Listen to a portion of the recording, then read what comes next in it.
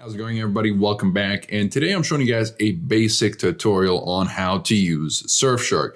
Now, Surfshark is a very easy to use VPN, so this is going to be a fairly short video. But if you guys are interested in learning more about Surfshark, you'll find a link to the full review in the description down below, as well as links to pricing and discounts if you'd like to save up a little bit on the subscription. Okay, so using Surfshark can be as simple as just turning it on, selecting whatever server, and you're good to go. As you can tell here, because I'm connected to the New York server, it shows that I am in New York on the IP finder right here.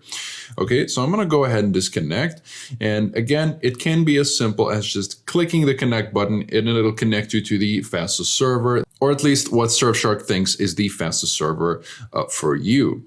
Now, there are a bunch of features on Surfshark, and it can be a little bit confusing. Even though Surfshark is a very easy to use VPN, I'm just going to go ahead and explain everything here so that you know how to use this VPN. Now, for most people, you don't really need to go to the settings. You don't need to do anything. You can just, you're trying to unblock US Netflix, go down here to the one of the US servers, you're good to go. You're trying to unblock the UK Netflix, same thing, go to the UK server and just pick one of these locations and you're good to go.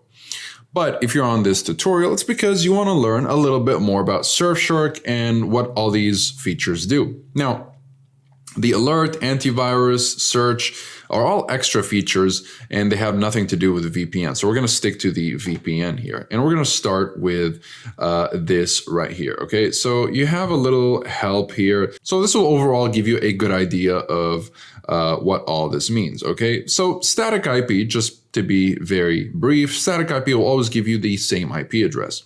Now, if I go to the New York server and connect to this location right here, it's not exactly a server, it's just a location, it assigns a server. And every time I connect to the New York server, it's going to give me a different IP address. But if I choose one of these servers, it's always going to give me the same IP address. Hence, it's called static IP rather than dynamic IP, as it is with the regular servers. Multi-hop will route your connection through two servers rather than just one for double the encryption. That way you'll be using two IP addresses rather than one. But if you kind of use the IP finder, it'll show you as if you're in one country because the IP finder won't be able to understand that you are in two countries. But in reality, you'll have your connection routed through two servers rather than one. Okay, you have over 3,200 servers in 65 countries, by the way. Let's go to the settings and see what's going on here.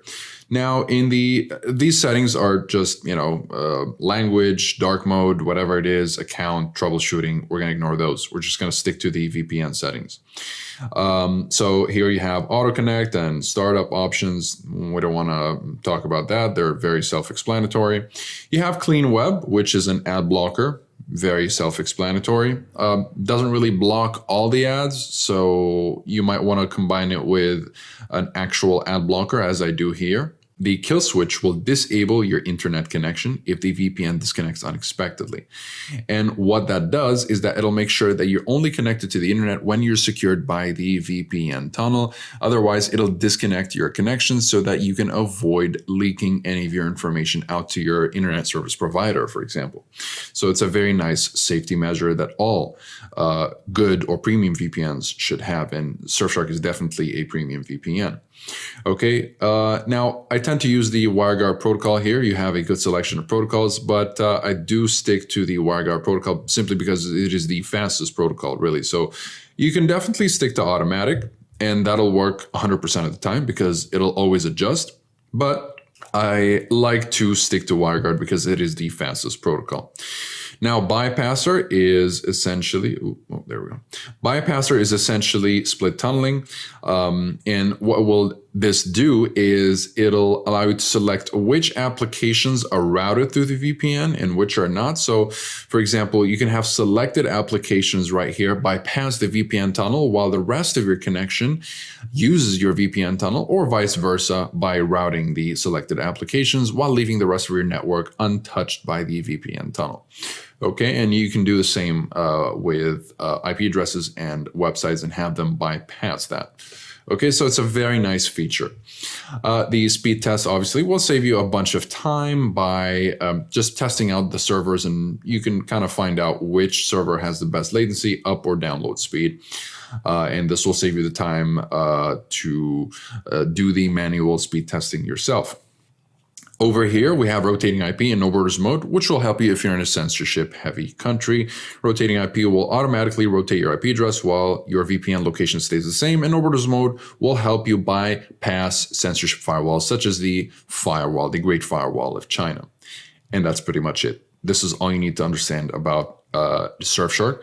And if you're in a censorship-heavy country, you can turn on no borders mode, rotating IP, as well as the kill switch, and split tunneling or bypasser in this case will let you choose which applications you want to route through the VPN. So it's just a preference at this point.